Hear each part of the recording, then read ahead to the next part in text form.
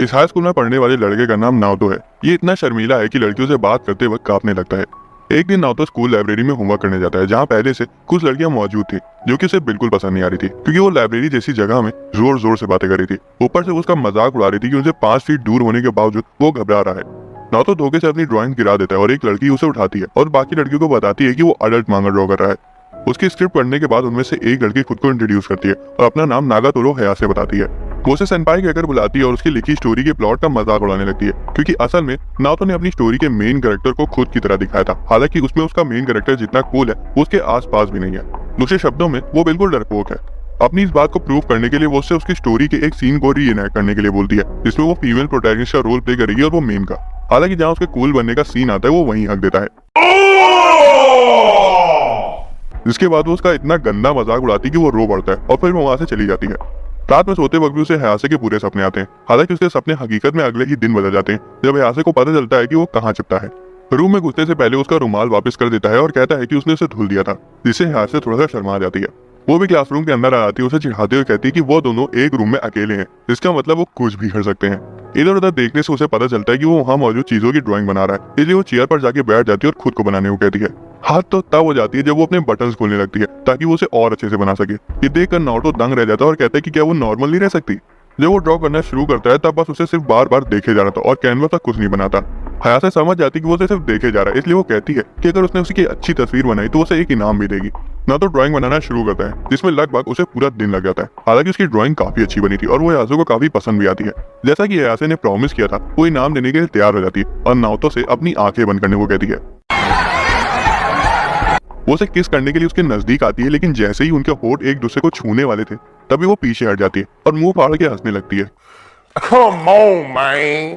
वो कहती है कि अगर उसको लगता है कि बस इतना सा करने से उसे किस मिल जाएगी तो उसे अपनी जिंदगी से फिजूल की उम्मीदें लगा रखी हैं। उसकी थाइस को ना ड्रॉ करने की वजह से वो उसका मजाक उड़ाने लगती है। वो उसे इतना ज्यादा छेड़ देती कि नाओतो रोने लगता है। उसके बाद उसे घर जाते वक्त फॉलो करती है और उसके साथ डेट पर चलने को कहती है और वो एक बार फिर से उसके जाल में फंस जाता है। वो उसे कहती है कि वो अपने मजे के लिए सिर्फ उसके साथ खेल रही है, इसलिए वो उसे पीछे से धक्का दे देती है और वो सीधा बगल में बहती नहर में जा गिरता है। हालांकि उसे उतना बुरा नहीं लगता और वो कहता है कि उसके लिए कोई बड़ी बात नहीं है, जबकि वो पूरी तरह से भीग चुका था। उसे पूछती है कि क्या कभी उसे गुस्सा नहीं आता, क्योंकि उसे पता है कि जितना परेशान उसने उसे किया है उससे ज्यादा किसी ने नहीं किया होगा। बदकिस्मती से हयातो को इन सबसे गुस्सा नहीं आता। जब भी कोई उसे परेशान करता है वो कुछ नहीं करता, क्योंकि जब उनका मन भर जाता है तो वो खुद ही अपने आप चले जाते हैं। इनफैक्ट हयासे का परेशान करना उसे पसंद आता है। नाओतो से उसका पहला नाम पूछता है और वो उसकी शर्ट पर अपनी उंगली से नागातोरो लिख देती है। अगले दिन नाओतो ड्राइंग रूम में अकेला होता है और उसे अपनी नई एडल्ट मांगा पढ़ने का बेसब्री से इंतजार था। रहा नहीं जाता, तड़प ही ऐसी है ना। हालांकि तभी हयासे फिर से उसकी शांति भंग करने वहां आ जाती है। वो तुरंत उस मांगा को पीछे छिपा लेता है, लेकिन हयासे को उसे देखते ही समझ आ जाता है कि वो कुछ छिपाने की कोशिश कर रहा है। वो बड़े प्यार से उसे मांगा उसके साथ पढ़ने को कहती है, जिससे वो ढीला पड़ जाता है और हयासे से मांगा छीन लेती है। वो हर बार उसकी बातों में आ जाने की वजह से उसका सिर थपथपाती है। जैसे वो मांगा खोलती है, सबसे पहले पेज पर ही उसे लड़कों की जन्नत के दर्शन हो जाते हैं। वो एक्सप्लेन करने की कोशिश करता है कि वो स्टोरी के प्लॉट के हिसाब से सही है, इसलिए ऐसे उसे एक पैनल दिखाती है और उसके मेन कैरेक्टर को नाओतो से कंपेयर करने लगती है। वो उसका मजाक उड़ाने लगती है सिर्फ ये सोचने के लिए कि वो ऐसा कुछ कर सकता है। नाओतो कहता है ऐसा कुछ नहीं है, मैं उस मेन कैरेक्टर की तरह नहीं बनना चाहता, मुझे बस वो स्टोरी पढ़नी थी, क्योंकि उसमें वैम्पायर से सच्चे प्यार की कहानी दिखाई गई है। उसके इतना कहने पर वो उसे पढ़ती है और सच में वो उसे काफी पसंद आती है। वो तो उसे ये तक बताती है कि एक कैरेक्टर बिल्कुल उसी की तरह था, जो कि था वो बेचारा लड़का जिसे वैम्पायर ने अपने जाल में फंसा कर उसका पूरा खून चूस लिया था। हालांकि वो कहती है कि उसे कुछ नहीं होने वाला, क्योंकि वैम्पायर्स वर्जिन ब्लड नहीं पीती। वो उसे तंग आ जाता है और पूछता है कि वो ऐसा कैसे बोल सकती कि वो वर्जिन है। ये सुनकर वो उसे चैलेंज करती है। वो उसके गले पर देखने लगती है और पूछती है कि क्या वो उसे काट सकती है, जैसे कि स्टोरी में वैम्पायर ने काटा था। वो बताती है कि उसे बिल्कुल दर्द नहीं होगा, बस ऐसा लगेगा कि किसी चींटी ने उसे काटा है। कैसे उसकी तरफ बढ़ने लगती है और अचानक से उस पर कूद पड़ती है। वो कहती है कि अब वो उसका शिकार है। वो उसे पूछता है कि अगर किसी ने उन्हें ऐसे देख लिया तब वो क्या करेगी। हालांकि वो उसकी बातों को इग्नोर करके उसके गले को सहलाने लगती है। हयासे उसे काटने के लिए आगे झुकती है, लेकिन नाओतो के मुंह से बांस आ रही थी, जिस वजह से हयासे तुरंत पीछे हट जाती है। लेकिन जैसे वो जाने लगता है वो फिर से उस पर कूद पड़ती है और इस बार वो गले की जगह धोखे से गले में फंसने वाली चीज को पकड़ लेती है। घर जाते वक्त वो उसका पीछा करती है और पूछती है कि क्या ऐसा किसी लड़की ने पहली बार उसके साथ किया है। वो उसे बोलती है कि वो दोबारा से कर सकती है और इस बार वो अच्छे से करेगी। वो उसकी तरफ अपना हाथ आगे बढ़ाती है, लेकिन ऐन वक्त पर उसका पेट पकड़ लेती है। एक बार फिर से वो हंसने लगती है और उसे वहीं बीच मैदान में छोड़ के भाग जाती है। रात में वो एडल्ट मांगा पढ़ते वक्त हयासे के बारे में सोचने लगता है और बिस्तर पर लेटे लेटे ही खलबलाने लगता है। अगले दिन फिर से उसे परेशान करने आ जाती है और उसे एक गेम खेलने को कहती है। गेम बस इतना सा है कि उन्हें पहली बार में एक दूसरे के निपल्स ढूंढने पड़ेंगे। भाई मेरे साथ तो किसी लड़की ने आज तक पकड़म पकड़ाई भी नहीं खेला। खैर ना तो साफ मना कर देता है, हालांकि हयासे फिर से उसे एक वर्जिन की तरह रिएक्ट करने के लिए चिढ़ाने लगती है। ना तो कहता है कि वो सब हरकतें नहीं करता और ना तो उसे जीतने पर कुछ मिल रहा है। हयासे बताती है ऐसा नहीं है, उसे जीतने पर एक टिकट मिलेगा जिसके इस्तेमाल से उसे कुछ भी करा सकता है। वो सारी ऑकवर्ड चीजों से गिना रही होती है जो उस टिकट के इस्तेमाल से उसे करा सकता है। तो वही नाओतो सोचता है कि अगर वो जीत गया तो वह हयासे को उसे परेशान करने से भी रोक सकता है, इसलिए वो खेलने के लिए मान जाता है। पहली बार ही हयासे की होती है और उसकी डेस्परेशन को देखकर नाओतो घबराने लगता है। हयासे अपनी उंगलियां उसकी तरफ बढ़ाती है, हालांकि पहले तो वो उसे मिस कर देती है, लेकिन अपनी उंगलियां उसके चारों ओर घुमाने लगती है जिसे वो झेल नहीं पाता और हारी मान लेता है। हयासे बताते हैं कि अब उसकी बारी है। अपना बदला लेने के लिए वो हयासे की तरफ बढ़ता है, लेकिन जैसे ही वो उन्हें छूने वाला था तभी हयासे उसे धक्का देती थी और कहती है कि उसका समय पूरा हो गया है। फिर वो वहां से जल्दीबाजी में भाग जाती है, ये कहकर कि उसे अपने दोस्तों से मिलने जाना है। शाम को एक कम भीड़ वाले रेस्टोरेंट में जाता है ताकि शांति से अपनी मांगा पर काम कर सके, लेकिन तभी हयासे अपनी दोस्त और 2 लड़कों के साथ वहां जाती है। उन्हें देखने से लग रहा था कि वो लोग डबल डेट पर आए और नाओतो छिपकर उनकी बातें सुन रहा था। लड़के अपने म्यूजिक बैंड के बारे में बड़ी बड़ी बातें कर रहे थे, लेकिन हयासे को उनकी बातों से कोई फर्क नहीं पड़ रहा था। लड़के उसे अपना बनाया हुआ गाना भी सुनाते हैं जो कि उसे टोनी कक्कर के गाने से भी बेकार लग रहा था। दूसरी तरफ नाओतो कोने में छिपकर इंतजार कर रहा था कि कब हयासे उनका मजाक उड़ाना शुरू करेगी, लेकिन हयासे उनका मजाक नहीं उड़ाती, सिर्फ इतना कहती है कि उन्हें गाने बनाने बंद कर देने चाहिए। लड़के को इतनी बेइज्जती महसूस होती है कि उसे दोबारा से टॉयलेट जाना पड़ जाता है। घर जाते वक्त नाओतो सोचता है कि क्या खाली वही है जिसे हयासे इतना परेशान करती है, क्योंकि उसने उन लड़कों की तो सीधा मुंह में बेइज्जती कर दी।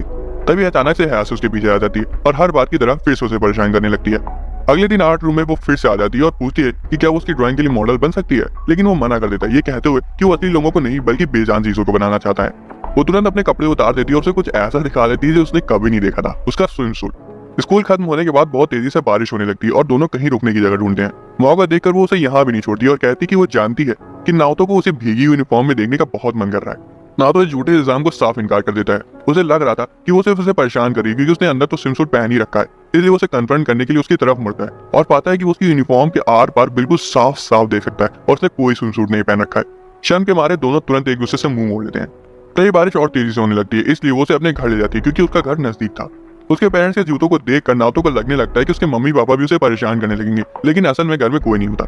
वो उसे कुछ देर रुकने को कहती है और अपने भाई के कपड़े पहनने को देती है और उसके कपड़े धुल के सुखा देती है। नहाने के बाद वो उसके कमरे में जाके बैठता है और वो उसके लिए चाय बनाती है। हयासे को समझ आ जाता है कि वो पहली बार किसी लड़की के रूम पर आया है, इसलिए वो उससे पूछती है कि ऐसी कौन सी चीज है जो 2 लोग एक कमरे में अकेले होने पर करते हैं। इस पर वो कहता है कि वो पढ़ाई करते हैं। उसके हाथ पर अपना हाथ रखती है और कहती है कि वो दोनों मिलकर माहौल को गर्मा देंगे इस वीडियो गेम को खेलकर। वो बताती है कि वो अपने भाई के साथ खेल खेलकर उस गेम में मास्टर हो चुकी है। हालांकि नाओतो सिर्फ 2 मूव में उसे नॉकआउट कर देता है। हयासे बुरा मान जाती है और नाओतो को लगता है कि इतनी परेशानी झेलने के बाद आखिरकार उसे हयासे से बदला लेने का मौका मिल ही गया। अगले राउंड में भी उसका काम 25 करने ही वाला होता है कि ऐन वक्त पर हयासे उसके कान में फूंक मार देती है और वो तुरंत अपना फोकस खो देता है और गेम हार जाता है। वो दोनों पूरे समय खेलते हैं। हयासे ये चीटिंग करने के बावजूद उन दोनों को काफी मजा आता है। अगले दिन स्कूल में नाओतो कैफेटेरिया में परेशान नजर आ रहा था क्योंकि वहाँ बैठने की कोई जगह नहीं थी। तभी हयासे उसे उनके साथ बैठने को कहती है क्योंकि वहाँ एक स्पॉट खाली था। कोई और चारा ना होने की वजह से उसे उनके साथ बैठना पड़ता है। उसकी दोस्त तुरंत अज्यूम कर लेती है कि वो हयासे का बॉयफ्रेंड है। उनकी बात को नकारने की जगह उल्टा वो कह देती है कि हाँ वो रिलेशनशिप में है। उसकी दोस्त उसका मजाक उड़ाने लगती है, ये कहते हुए कि वो एकदम डरपोक की तरह बिहेव कर रहा है और वो उसके बॉयफ्रेंड से ज्यादा उसका कुत्ता लग रहा है। हयासे उनकी बात से एग्री करते हुए उसका सिर चलाने लगती है, जबकि नाओतो इससे बहुत एम्बैरेस हो रहा था। हालांकि जब हयासे की दोस्त उसकी तरफ अपना हाथ बढ़ाती है तब हयासे उसका हाथ झिटक देती है, ये कहते हुए कि मत छुओ, उसके बाल गंदे हैं। हैरानी से वो थोड़ा गुस्से में लग रही थी। जब दूसरी लड़की उसे मच्छर कहती है तब हयासे सच में गुस्सा हो जाती है। नाओतो ये सब नोटिस कर लेता है और अचानक से खड़ा होकर कहता है कि वो उसका बॉयफ्रेंड नहीं है और चुपचाप अपना लंच करने लगता है। बाद में हयासे उसे पूछती है कि वो किसी से कुछ बोलता क्यों नहीं है। वो लड़कियां उसकी इतनी बेइज्जती कर रही थी और वो चुपचाप बैठा हुआ था। वो बताती है कि अगर कोई उसे परेशान कर रहा है तो उसे उसके कंधे पर मारना चाहिए। उसे गुस्सा दिलाने के लिए उसे चिढ़ाने लगती है, लेकिन उसको मारने की जगह वो रोने लगता है, जिसे देखकर हयासे उसे और ज्यादा चिढ़ाने लगती है। जब मजाक थोड़ा ज्यादा हो जाता है तब नाओतो सच में उसे तेजी से मार देता है, लेकिन गलत जगह पर। पेंटिंग करने के बाद नाओतो अपना हाथ धोने जाता है, जहाँ हयासे भी अचानक से आ जाती है और वही टैब यूज करने लगती है जिसमें नाओतो अपने हाथ धो रहा था, जबकि वहाँ कई सारे नल लगे हुए थे। सिचुएशन पहले से ऑकवर्ड थी, ऊपर से हयासे कह देती है कि ऐसा लग रहा है कि वो दोनों साथ में नहा रहे हैं। वो उसका हाथ पकड़ लेती है और इस तरह से रगड़ती है कि वो शर्मा कर वहां से भाग जाता है। बाद में नाओतो आर्ट रूम में शांति से अपना लंच कर रहा होता है कि तभी उसे हल्का सा दरवाजा खुलने की आवाज आती है। पहले तो उसे लगा था कि हयासे फिर से उसे परेशान करने आई होगी, लेकिन असल में उसकी दोस्त वहां आई थी। वो उसे वर्जिन कहकर चिढ़ाने लगती है और बोलती है कि वो ठरकियों का बेताज बादशाह है। अरे ये तो मेरी बात हो रही है। हद तो तब हो जाती है जब उसे जबरदस्ती कुछ ऐसा करने पर मजबूर कर देती है जो हर लड़के का सपना होता है। हालांकि जो उसने पकड़ा वो असल चीज नहीं बल्कि बीन बन थे, जो कि उसने अपनी यूनिफॉर्म के अंदर छिपा रखे थे। वो उस पर फिर से हंसने लगती है, लेकिन तभी हयासे वहां आ जाती है और उसे देखने से ऐसा लग रहा था कि वो अभी उन दोनों को तोड़ के खा जाएगी। लड़कियां फौरन वहां से भाग जाती हैं और हयासे नाओतो को कांग्रेचुलेट करती है कि उसने लाखों लड़कों की फैंटेसी को हकीकत में जी लिया। नाओतो बताता है कि जैसा वो सोच रही है वैसा कुछ नहीं है, वो खाली बीन बनते हैं। ये सुनते ही वो मुंह बगाड़ कर हंसने लगती है और फिर से उसे छेड़ने लगती है। वो उसे वही गेम उसके साथ खेलने को कहती है। वो बोलती है कि अगर उसने पता लगा ली कि कौन सा वाला बीन बन अच्छी क्वालिटी का है तब उसे वो वाला बन दे देगी। वो उन दोनों को अपनी यूनिफॉर्म के अंदर भर लेती है और कहती है कि छू कर पता लगाओ कि कौन सा बन ज्यादा सॉफ्ट है। वो मना कर देता है, लेकिन हयासे कहती है अगर वो इतनी सी चीज नहीं कर पा रहा है तो वो बहुत ज्यादा डरपोक है। नाओतो धीरे धीरे हाथ उसकी तरफ बढ़ाता है और अपनी आंखें बंद कर लेता है। वो पकड़ कर चेक करते हैं कि कौन सा बन ज्यादा सॉफ्ट है कि तभी धोखे से अच्छी क्वालिटी वाला बन उसकी शर्ट से बाहर गिर जाता है। इसलिए जब नाओतो लेफ्ट वाले बन को छूने जाता है तब वो अनजाने में असल चीज को पकड़ रहा था। वही बंदर रुकता भी नहीं और दोनों हाथों का यूज करने लगता है, ये पक्का करने के लिए कि वही वाला बन प्रीमियम क्वालिटी का है। वही मैं बता रहा हूँ, उससे ज्यादा प्रीमियम क्वालिटी और कहीं नहीं मिलेगी। जब वो अपनी आगे खोलता है तो तुरंत बता देता है कि लेफ्ट वाला सबसे अच्छी क्वालिटी का बन है। हालांकि जब वो देखता है कि अच्छा वाला बन टेबल पर गिरा हुआ था, हयासे उसी बन से नाओतो का मार मार के भरता बना देती है। 2 दिन बाद सब कुछ नॉर्मल हो जाता है और एक बार फिर से हयासे उसका आर्ट मॉडल बनने को कहती है। वो देखती है कि नाओतो ग्राउंड पर चल रहे बेसबॉल मैच को देख रहा है जिसमें सभी लोग उनके स्टार प्लेयर की तारीफ कर रहे हैं। वो कहता है कि वो ड्रॉ करने के अलावा किसी चीज में अच्छा नहीं है और अगर उसे थोड़ा सा प्रेज मिलेगा तो उसे मोटिवेट हो जाएगा। हयासे उसे बताती है कि अगर वो चाहता है कि कोई उसकी तारीफ करे तो उसे भी अगले की तारीफ करनी पड़ेगी। इसलिए नागातोरो कहती है कि वो उसकी तारीफ करे और उसे कॉम्प्लीमेंट दे।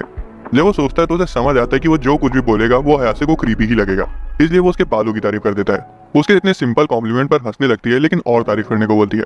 नाओतो बताता है कि वो काफी फुर्तीली और जब उसे पहली बार मिला था तो उसे काफी बैडएस लगी थी। अपनी बारी में उसकी तारीफ करने की जगह वो उसका मजाक उड़ाने लगती है। उसके बाद वो अपना मॉडलिंग सेशन शुरू करती है और हयासे ऐसे से पोजेस कर रही थी जिसे नाओतो शर्मा जाता है। थोड़ी देर में उसे नींद आ जाती है और वो सोफे पर ही सो जाती है। जब वो फाइनली सो जाती है तब नाओतो को उसको बनाने का मौका मिलता है और ड्राइंग सच में काफी अच्छी बनी थी। नाओतो को उसमें थोड़ी सी गलतियां लग रही थी लेकिन वो उन्हें सही कर पाता उससे पहले ही हयासे उसके पीछे आ जाती और कहती कि उसका समय खत्म हो चुका है। वो उसको उसका रिवॉर्ड देने के लिए अपनी आंखें बंद करने को कहती है और एक बुड्ढे से उसको किस करवा देती है। अगले दिन फिर से यहाँ से आर्ट रूम में आ जाती है और फिर से अपना रोज का परेशान करना शुरू कर देती है, लेकिन आज कुछ अलग था क्योंकि नाओतो उसे इग्नोर कर रहा था। अचानक से उसकी दोस्त वहां आ जाती है और नाओतो से हयासे की जगह उनके साथ घूमने को कहती है। हैरानी से नाओतो मान जाता है और हयासे दंग रह जाती है। उनके वहां से जाती वो आग बबूला हो गई थी। खुशकिस्मती से वो सिर्फ एक बुरा सपना था। असल में वो आर्ट रूम में ही सो गई थी। नाओतो भी वहां था और उसे उसकी चिंता होने लगती है। हयासे नोटिस करती है कि उसने उसे कंबल उड़ा दिया था। नाओतो कहता है कि वो नहीं चाहता था कि उसे सर्दी लग जाए। उसकी स्वीट साइड को देखकर हयासे थोड़ा शर्माने लगती है। कुछ दिनों बाद आर्ट रूम में हयासे जानबूझकर नाओतो को घूरी जा रही थी। हयासे कहती है कि उसे तो पता चल ही गया होगी वो कुछ तो करने वाली है। इतना कहते ही वो खड़ी हो जाती है और नाओतो को गुदगुदी लगाने के लिए उसके पीछे दौड़ पड़ती है। थोड़ी देर उसे परेशान करने के बाद वो उसे फोन में एक शीप दिखाती है जिसका वूल निकाला जा रहा था। हयासे को समझ आता है कि नाओतो के बाल भी उसी शीप की तरह फ्लफी हैं। वो उसे कहती है कि उसके बाल इतने बड़े हो गए तो उसे एक अच्छा सा हेयर कट देगी। नाओतो तो तब खौफ में आ जाता है जब वो अपने बैग से एक ट्रिमर निकाल लेती है। वो बताती है कि उसने अपने भाई से बोरो किया है। नाओतो पीछे हटने लगता है और कहता है कि उसके बार्बर ने उसके बालों में अभी तक ट्रिमर यूज नहीं किया, इसलिए हयासे कंघा और कैंची निकाल लेती है। वो बताती है कि उसने अपने भाई के बाल भी काट रखे हैं तो कोई प्रॉब्लम नहीं होने वाली। वो ना चाहते हुए उसकी बात मान जाता है। जैसे ही उसके बाल काटना शुरू कर दिया तभी उसका फोन बजने लगता है और उसकी दोस्त उससे अपने नोट्स वापस देने को कह रही थी। हयासे कहती कि वो तुरंत वापस आ जाएगी, हालांकि उसे ये नहीं पता होता कि उसकी दोस्तों ने उसे बेवकूफ बनाया है। उनके कमरे में आते ही नाओतो घबरा जाता है और उसकी रूह तो तब कांप उठती है जब वो दोनों टेबल पर रखे ट्रिमर को देख लेती हैं। वो उसे गंजा करने का प्लान बनाती हैं। एक लड़की उसे पीछे से पकड़ लेती है और दूसरी ट्रिमर लेकर उसकी तरफ बढ़ने लगती है। वो उसे रुकने के लिए कहता है लेकिन कोई उसकी बात नहीं सुनता। वो कहता है कि उसने हयासे को प्रॉमिस किया था कि वो उसके बाल काटेगी। खुशकिस्मती से हयासे सही समय पर वहां पे आ जाती है और वो बिल्कुल भी खुश नहीं लग रही थी। वो दोनों उसके गुस्से को आंख देती है और फौरन वहां से दफा हो जाती है। आखिर में नागातोरो ही नाओतो के बाल काटती है। जब उसे उसका हेयर कट दिखाती तब वो नाओतो को काफी पसंद आता है। वो शर्माने लगता है और उसे थैंक्स कहता है, जिसे सुनकर नागातोरो भी थोड़ा शर्मा जाती है। कुछ दिनों बाद गर्मियां शुरू हो जाती हैं और घर जाते वक्त हयासे और नाओतो दोनों की एनर्जी पूरी तरह से डाउन हो चुकी थी। हयासे उसे बर्फ का गोला खाने को कहती है। हालांकि जब वो दुकान पर पहुंचते हैं तब पाते हैं कि वहां तो बहुत लंबी लाइन लगी है। नाओतो कहता है कि वो उसके लिए स्टोर से आइसक्रीम खरीद देगा, लेकिन उसे तो बर्फ का गोला ही खाना था, इसलिए वो उसे अपने साथ खींचकर लाइन में लगा लेती है। दिक्कत ये थी कि काफी देर खड़े होने के बावजूद लाइन 1 इंच आगे नहीं बढ़ रही थी। वो गर्मी की वजह से पूरी तरह से एग्जॉस्ट हो चुकी थी, लेकिन फिर भी लाइन से हटने को तैयार नहीं थी। जब नाओतो नोटिस करता है कि वो बेहोश होने वाली है तो वो तुरंत उसका हाथ पकड़ लेता है और उसे जबरदस्ती वहां से ले जाता है। वो उसे पार्क में पेड़ की छांव में बैठाता है और उसके लिए ठंडा पानी खरीद लाता है, जिसे पीते ही वो फिर से रिचार्ज हो जाती है। अचानक से वो कहीं चली जाती है और फिर थोड़ी देर में पीछे से आकर नाओतो के गले पर ठंडी ठंडी आइसक्रीम छुआ देती है और वो चौंक जाता है। घर जाते वक्त वो उससे कहती है कि उनकी गर्मियों की छुट्टियां कल से शुरू हो रही हैं और वो अपनी क्लब एक्टिविटीज में बिजी हो जाएगी, इसलिए वो उसका कॉन्टैक्ट नंबर मांगती है। उसका नंबर लेने के बाद वो उसे बताती है कि अब से वो उसे ऑनलाइन परेशान करेगी। 1 महीना बीत जाता है और नाओतो खुद को एक अनजान जगह पर पाता है। उसके बगल में बैठी लड़की उससे कहती कि उसे इस दुनिया के मसीहा के तौर पर चुना गया है। उसका मिशन उस दुनिया में कहर फैला रहे डीमन लॉर्ड को खत्म करना है।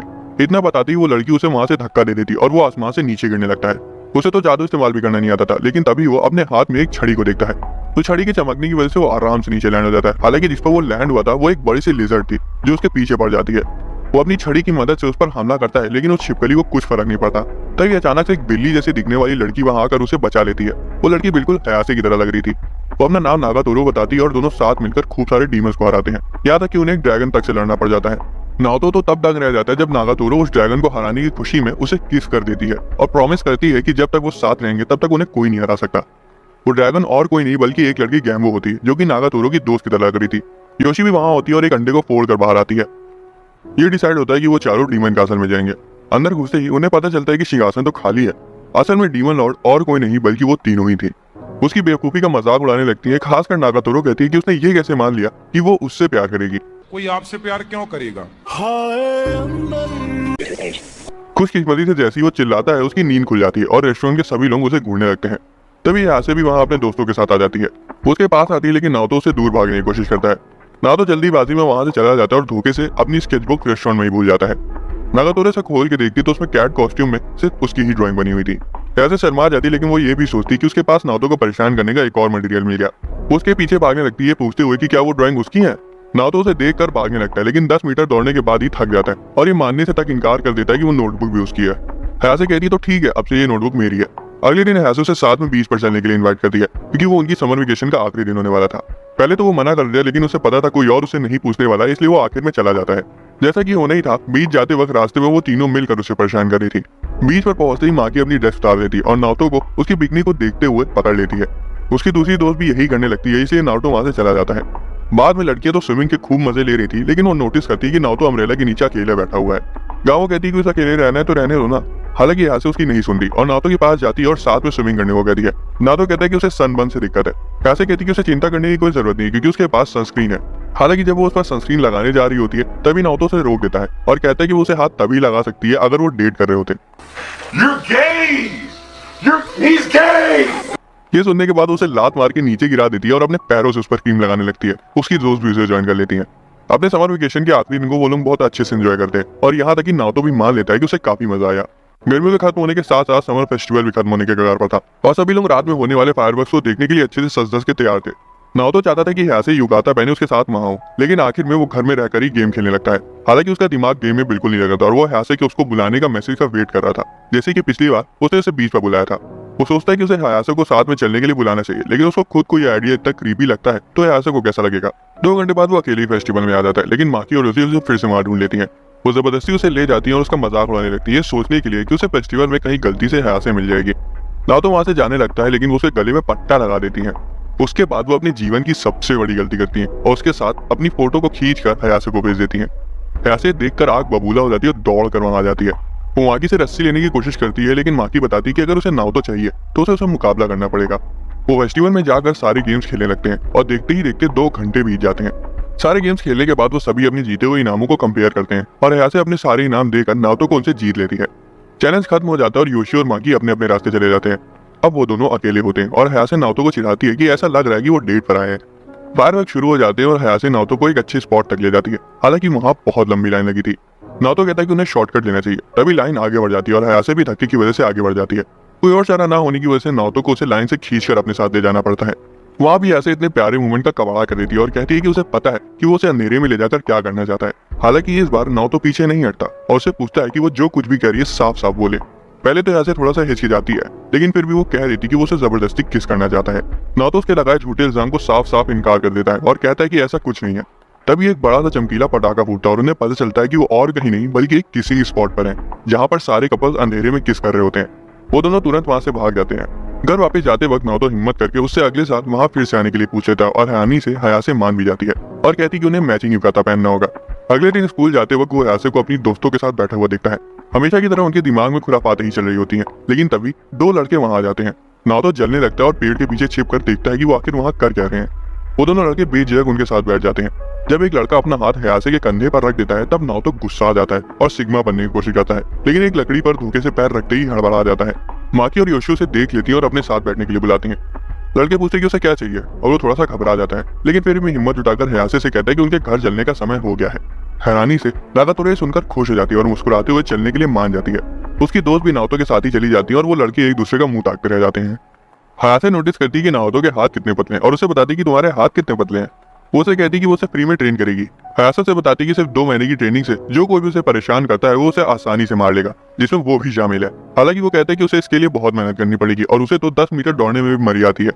हयासे कहती है कि उसके पास एक एक्सरसाइज है जिसमें उसे हिलने की भी जरूरत नहीं पड़ेगी। अब वो उसे जमीन पर एक कुत्ते की तरह खड़े होने को कहती है। तभी अचानक से वो उस पर बैठ जाती है और कहती है कि उसे 10 मिनट तक ऐसे ही रहना होगा। बाहर से गुजर रही 2 लड़कियां उन्हें उस पोजीशन में देख लेती हैं और वो दोनों बहुत ज्यादा एम्बेरेस्ड हो जाते हैं। बाद में हयासे उससे पूछती कि क्या उसका पढ़ने लिखने का कोई इरादा नहीं है, क्योंकि हाफ ईयरली आने वाले हैं। वो पूरे कॉन्फिडेंस के साथ कहता है कि वो एग्जाम निकाल लेगा, क्योंकि वो उसकी तरह बेवकूफ नहीं है। वो कहती है कि अगर वो इतना ही कॉन्फिडेंट रहा तो हो सकता है उसे साल रिपीट करना पड़ जाए। इसका मतलब होगा कि वो एक ही क्लास में होंगे और उसका ये कॉन्फिडेंस अगर फिर भी बरकरार रहा तो हो सकता है वो उसकी सीनियर बन जाए और तब उसके लिए मजा डबल हो जाएगा। वो उसके फ्यूचर के बारे में सोचकर हंसी रही होती है कि तभी वो कह देता है कि सेम क्लास में होना उसके लिए उतना भी बुरा नहीं होगा। जिसे सुनकर हयासे टमाटर की तरह लाल हो जाती है। ना तो पूरी शिद्दत के साथ पढ़ने लगता है, क्योंकि उसे इन तीनों डायनों के साथ रहने के बारे में सोचकर ही डर लगने लगा था। हालांकि असल में ऐसा कुछ नहीं होता, क्योंकि वो सारे टेस्ट में अच्छे नंबर से पास हो जाता है। अगले दिन जब हयासे आर्ट रूम के सामने से गुजर रही थी तब उसे उसके अंदर से लड़कियों की आवाज आती है। वो तुरंत रुक जाती है और छिपकर सुनने लगती है। जब उसे पता चलता है कि उसकी दोस्त अंदर रहता है, वो अचानक से दरवाजा खोलती है। वो देखती है कि लड़कियां उसकी उंगलियों में फंसी फांस को निकाल रही और उनका तरीका थोड़ा मनमोहक सा है। हयासे देखकर बहुत ज्यादा गुस्सा आ जाती है, इसलिए वो क्लिप ले लेती है और खुद ही फांस निकाल देती है। घर जाते वक्त भी उसका मूड ठीक नहीं हुआ था। वो अभी भी चिड़ी हुई थी और पूछती है कि वो लोगों के साथ इतने अच्छे से पेश क्यों आता है। उसने स्कूल में चेयर उठाने में भी एक लड़की की मदद करी थी। नातो कहता है कि अगर कोई किसी को परेशानी में देखेगा तो उसकी मदद करेगा ही। वो कहती है कि अगर उसे मदद करने का इतना ही शौक है तो वो उसका स्कूल बैग क्यों नहीं उठाता। वो कहता है कि वो ऐसा क्यों करे, जिससे यहाँ से और गुस्सा आ जाती है। वो कहती है कि अब इसका फैसला स्टोन पेपर सीजर से ही होगा। जो भी हारेगा उसे जीतने वाले का बैग उठाना पड़ेगा। हालांकि वो तुरंत उससे हार जाती है और अब उसे नातो का बैग भी उठाना पड़ रहा था। नातो को थोड़ा गिल्टी फील हो रहा था, इसलिए वो मोड़ पर वो एक और बार उससे खेलने को कहता है और इस बार वो उसे जानबूझकर जीतने देता है। हालांकि जीतने के बाद वो उसको बैग देने की जगह खुद उस पर चढ़ जाती है। कुछ दूर चलने के बाद नातो की हाथ की ग्रिप छूटने लगी थी, इसलिए वो अपना हाथ पीछे खिसकाता है और हयासे तुरंत उस पर से उतर जाती है। नातो से माफी मांगता है, लेकिन हयासे इतना ज्यादा शर्मा गई थी कि वो तुरंत वहां से भाग जाती है। उस रात होमवर्क करते वक्त वो उसके मैसेज का बेसब्री से वेट कर रहा होता है कि तभी उसके पास उसका कॉल आ जाता है। नातो हड़बड़ी में उसका कॉल उठाता है और हयासे बताती कि वो भी नहा रही, जिसे सुनकर नातो घबरा जाता है और सब कुछ गिरा देता है। धोखे से नागातोरो वीडियो कॉल पर क्लिक कर देती है और जब उसे रियलाइज होता है कि वो वीडियो कॉल पर है तब तक नातो सब कुछ देख चुका था। हालांकि वो उसे दिलासा देता है कि उसने सिर्फ उसके कंधों को देखा है। कुछ दिनों बाद नातो आर्ट रूम में ड्राइंग कर रहा होता है और हयासे शैडो वॉकिंग कर रही होती है और मैं देख के बता सकता हूँ वो काफी अच्छी कर रही है। वो उसे उसके साथ बॉक्सिंग करने को कहती है, लेकिन अब नातो को मुक्के की जगह से मुक्की मारनी आती थी, इसलिए वो उसका पंचिंग बैग बनकर रह जाता है। बाद में हयासे और उसकी दोस्त आर्ट रूम में आ जाती है और उठ पटांग ड्राइंग बनाने लगती है। जब नातो वहां आता है तो उनसे पूछता है कि वो लोग वहां क्या कर रही हैं। असल में जहाँ पर वो लोग हर रोज बैठती थी वहां पर कुछ नर्ड लड़के आकर गेम खेलने लगे थे। उन्होंने उनसे वहां से जाने को भी कहा था, लेकिन वो लोग उन्हें इग्नोर कर रहे थे। इसी वजह से वो सभी आर्ट रूम को बर्बाद करने आ गई। हालांकि उन्होंने उन लड़कों के बीच दरार पैदा करने के लिए अपनी एक दोस्त को उनमें से एक लड़के के साथ फ्लर्ट करने के लिए भेज दिया। उसके बाद माकी कहती कि नातो सिर्फ वर्जिन होने का दिखावा करता है, असल में वो बहुत बड़ा प्ले बॉय है। हालांकि ऐसे बताती कि उसे कोई गलत फहमी हुई है, क्योंकि नातो बिल्कुल मेरी ही तरह बहुत ही सीधा लड़का है जिसके दिमाग में हर वक्त सिर्फ ठरक भरी रहती है। माकी उसकी बेइज्जती करना चाहती थी, लेकिन हयासे सिर्फ मस्ती कर रही थी।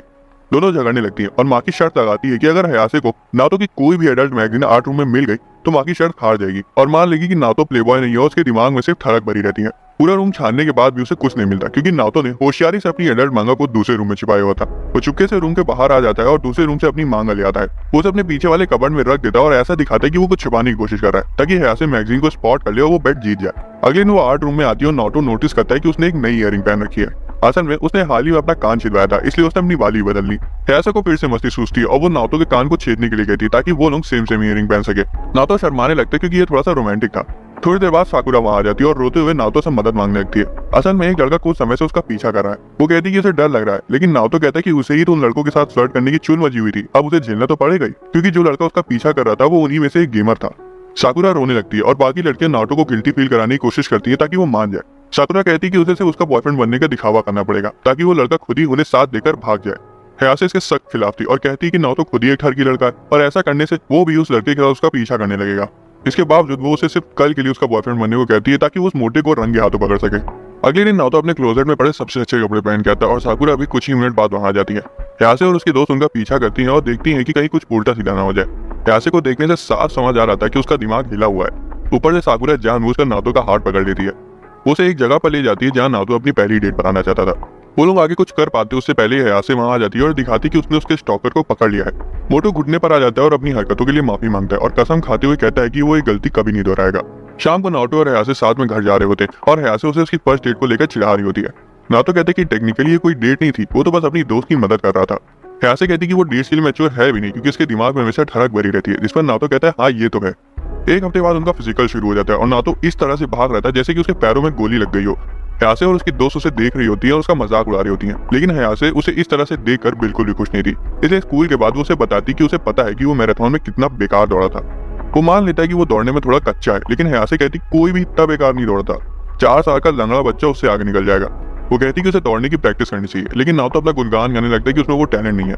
ये सुनकर हयासे उस पर चिल्लाने लगती है और कहती कि वो उसे ट्रेनिंग देगी। उस वीकेंड वो उसे मिलती है और नाओटो उसकी अनट्रेन्ड बॉडी को देखकर शर्मा जाता है। उन्होंने दौड़ना शुरू ही किया था कि वो उसकी फिटनेस को देखकर जलने लगता है और उसके आगे निकल जाता है और पूरे 1 मिनट तक उससे आगे ही रहता है। हालांकि उसके बाद उसके फेवरेट जवाब दे जाते हैं और वो उससे आगे निकल जाती है। 5 किलोमीटर बिना रुके दौड़ने के बाद वो पूरी तरह से हाफ चुका था, लेकिन फिनिश लाइन अभी भी काफी दूर थी। वो देखती कि नाओटो हार ही मान रहा है, इसलिए वो उसे चिढ़ाने लगती है कहते हुए कि 6ठी क्लास का मोटा बच्चा भी उसे ज्यादा भाग लेगा। हालांकि इससे कुछ फर्क नहीं पड़ता, वो घर वापस भाग जाता है। वो लोग स्ट्रेचिंग करते हैं और वो दिखाती कि वो उसके मुकाबले कितनी ज्यादा फ्लेक्सिबल है। जब नाओटो की बारी आती तब वो बिना उसकी मदद के 1 इंच भी नहीं हिल पा रहा था। फिर वो उसे उठने को कहती है और हाथ पकड़ के स्ट्रेच कराती है, लेकिन तभी योशी उन्हें ऐसा करते हुए देख लेती है। अगले दिन नाओटो अपनी अगली पेंटिंग के लिए मॉडल के बारे में सोच रहा था और हर बार की तरह हयासे अचानक से आके उसे डरा देती है। अब कल्चरल फेस्टिवल आने वाला था, इसलिए उन्हें कुछ ऐसा बनाना पड़ेगा जिससे बच्चे उन्हें देखने आए। वो कहता है कि वो पेड़ पौधे ड्रॉ करेगा, जिस पर वो कहती है कि उसके सामने इतनी सुंदर लड़की खड़ी है, उसे पेड़ पौधे बनाने हैं। और तो और समर वेकेशन में उसने उसकी खूब सारी तस्वीरें बनाई थी। वो कहती है कि अगर वो उसको अपनी ड्राइंग का मॉडल नहीं बनाएगा तो उसे बिना परमिशन के बनाने के लिए प्रिंसिपल को रिपोर्ट कर देगी। वो मान जाता है, लेकिन वो कहता है कि उसे अपना कॉस्ट्यूम लाना पड़ेगा क्योंकि उसके पास कोई भी कैजुअल कॉस्ट्यूम नहीं है। अगले दिन वो एकदम सेम कॉस्ट्यूम में आती है और कहती है कि अब तो उसको बनाने में कोई दिक्कत नहीं होगी ना। उसकी दोस्त भी वहां आ जाती है और हयासे बताती है कि वो उसके लिए मॉडल कर रही है। हालांकि वो फेस्टिवल में नूडल्स का ठेला लगाएगी। सभी बताते कि वो फेस्टिवल में क्या क्या करने वाले हैं। हालांकि नाओटो नहीं बता पाता कि वो क्या करेगा, क्योंकि पिछले साल आर्ट क्लब ने अपना सारा काम प्रेसिडेंट पर छोड़ दिया था, लेकिन अब जब वो वहां नहीं है उसे ही सारा काम करना पड़ेगा। लड़कियां उसे चिढ़ाने लगती है, लेकिन हयासे कहती कि वो लोग मिलकर उसके आर्ट क्लब के विजिटर को बनाने में मदद करेंगे। तभी नाओटो को किसी के पैरों की आवाज आती है, जो कि उसे जानी पहचानी सी लग रही थी। वो और कोई नहीं बल्कि क्लब की प्रेसिडेंट थी। वो फौरन सभी को दूसरे रूम में छिपने के लिए कहता है। प्रेसिडेंट साना असल में काफी स्ट्रिक्ट थी और उससे 1 साल सीनियर थी। वो अंदर आते ही कमरे में फैले कचरे को देखकर उस पर चिल्लाने लगती है। वो कहती है कि वो फेस्टिवल में लगने वाले आर्ट एग्जिबिट के बारे में बात करने नहीं आई है, बल्कि उसे पता चला है कि आर्ट क्लब में कई सारी लड़कियां आ जा रही हैं और अगर वो इस बात की गंभीरता को नहीं समझ पा रहा है तो उन्हें आर्ट क्लब हमेशा के लिए बंद करना पड़ेगा। हयासे और उसकी दोस्त ये सब सुन लेती है और उसे क्लब बंद करने से रोकती है। वो उसे बताती कि उसकी गैर मौजूदगी में नाओटो ने आर्ट क्लब को अकेले चलाया और वो अचानक से आकर सीधा क्लब बंद करने की नोटिस दे रही है। ये तो सही नहीं है। ये सुनने के बाद साना कहती कि अगर नाओटो को आर्ट क्लब की इतनी ही चिंता है तो उसे सच में कुछ करके दिखाना होगा। वो नाओटो को चैलेंज करती है कि उसे फेस्टिवल के एग्जीबिशन में उससे कम्पीट करना पड़ेगा और जिसकी ड्राइंग को ज्यादा लोग देखने आएंगे वो जीत जाएगा। अगर वो हार गया तो आर्ट क्लब हमेशा के लिए बंद कर दिया जाएगा। नाओटो उसके चैलेंज से पीछे हट रहा था, लेकिन हयासे कहती है कि वो उसकी मदद करने के लिए जो कुछ भी हो सकता है वो करेगी। बाद में हयासे और उसकी दोस्त प्रेसिडेंट के इतने स्ट्रिक्ट होने को लेकर उसका मजाक उड़ा रही थी, लेकिन नाओटो कहता है कि उन्हें ऐसा नहीं बोलना चाहिए क्योंकि वो सच में काफी अच्छी है और उसके जीतने के चांसेस लगभग 0 हैं। मागी कहती है कि उसे चिंता करने की जरूरत नहीं है, वो उसके क्लब में कैडमेड कैफे खोल देंगे और उसे आसानी से हरा देंगी। हालांकि वो बताते हैं कि पिछले साल उन्होंने 50 क्लब्स में से 6th प्लेस हासिल करी थी और वो भी सिर्फ साना के बलबूते।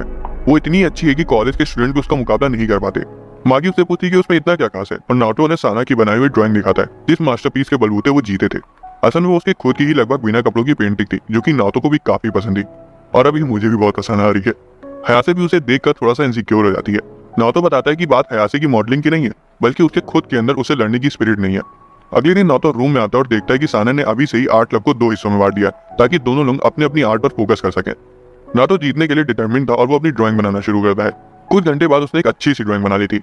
प्रेसिडेंट उसकी ड्राइंग चेक करने आती है और उसमें नुक्स निकालने लगती है। वो कहती है कि उसमें सब कुछ सही है, बस उसने वो दिल से नहीं बनाई है। हयासे उन्हें साथ में देख लेती है और उसे लगता है कि प्रेसिडेंट उसके लिए मॉडल कर रही है, इसलिए वो वहां से भाग जाती है।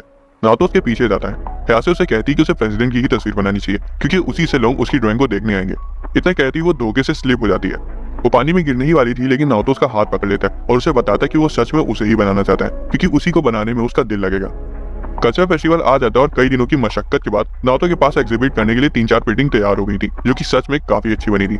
हालांकि जब हयासे और उसकी दोस्त प्रेसिडेंट की पेंटिंग देखने जाती हैं, तब हयासे बेहोश हो जाती है। हयासे को समझ आ गया था कि उसे हराना मुश्किल ही नहीं नामुमकिन है। बाद में कुछ इंटरव्यूअर्स उन दोनों के पास आते हैं और उनसे कुछ सवाल पूछते हैं। साना तो उन्हें बहुत अच्छे से हैंडल कर लेती है, लेकिन नाओटो वहीं हक देता है। भाई पता नहीं क्यों इस बंदे से मैं बहुत रिलेट कर पा रहा हूँ। वो लोग जा पाते उससे पहले हैसे कैट कॉस्ट्यूम में वहां आ जाती है और डांस करने लगती है और किसी वजह से उसका ये डांस सबको बहुत पसंद आता है और लोग नारुतो का एग्जीबिशन देखने आते हैं। समय के साथ भीड़ बढ़ती जाती है और स्टूडेंट्स दोनों के एग्जिबिट्स देख रहे थे। हालांकि साना की पेंटिंग लड़कों को काफी पसंद आ रही थी। दूसरी तरफ हयासे की वजह से स्टूडेंट्स नारुतो के स्टॉल पर भी आ रहे थे। दो लड़कियां नारुतो से पूछती कि क्या वो उन्हें ड्राइंग करना सिखाएगा। जब वो लंच करने जाते तब हयासे थोड़ा सा गुस्से में होती है। वो कहती है मेरे साथ क्यों लंच करने आ रहे हो, उन्हीं दोनों लड़कियों के पास जाओ ना, वो तो तुम्हें हाथ से खिलाएंगी। नारुतो कहता है ऐसा कुछ नहीं, ये सब सिर्फ उसी की वजह से हो पाया। उसके साथ बिताए पल ही थे जिस वजह से वो उसकी इतनी प्यारी पेंटिंग बना पाया और कल्चरल फेस्टिवल में प्रेजेंट कर पाया। उसके बाद वो लोग स्कूल में लगे सारे स्टॉल्स में जाते हैं। जब वो वापस आ रहे थे तब वो देखते हैं कि साना के स्टॉल के सामने काफी भीड़ लगी है। असल में स्टूडेंट काउंसिल ने साना की पेंटिंग को बिना कपड़ों के होने की वजह से उस पर बैन लगा दिया था। स्टूडेंट काउंसिल प्रेसिडेंट कहती है कि उसे पता है कि आर्ट की कोई सीमा नहीं होती, लेकिन इस तरह से अपनी बॉडी को हाई स्कूलर्स को दिखाना सही नहीं है। भाई मैं बता रहा हूँ, उसे बस जलन हो रही है।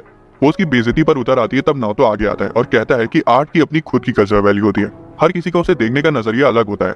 वो बताता है कि प्रेसिडेंट की आर्ट से उसे खुद काफी इंस्पिरेशन मिली है, जिस वजह से वो अपनी आर्ट को इतना निखार पाया। वो कहता है कि इस तरह से प्रेसिडेंट की पेंटिंग को हटाना ये कह करके वो रिवीलिंग है, ये तो सही नहीं है। जब सारा मामला सुलझ जाता है तब साना नारुतो से कहती है कि वो कंटिन्यू कर सकता है क्योंकि वो जीत गया है। अब वो हार गई थी इसलिए उसे उनके लिए कुछ करना होगा। वो उसे बनी गर्ल कॉस्ट्यूम पहना देते हैं और उसके जरिए अपने दूसरे स्टॉल को चलाकर खूब सारे पैसे बनाते हैं। फेस्टिवल के बाद हयासे नारुतो से मिलने जाती है, लेकिन कमरे में घुसते ही वो घबरा जाती है क्योंकि उसे लग रहा था कि प्रेसिडेंट नारुतो के सामने अपने कपड़े उतार रही है। हालांकि बस वो नारुतो की आर्ट की तारीफ कर रही थी। वो कहती है कि इसमें कुछ बहुत कमियां हैं, लेकिन ये पूरे दिल से बनाई गई है। अगले दिन सब कुछ नॉर्मल हो जाता है और आर्ट जब भी बंद नहीं होता, और इन सबसे ऊपर हयासे नारुतो को पहली बार जेन्युइनली किस करती है।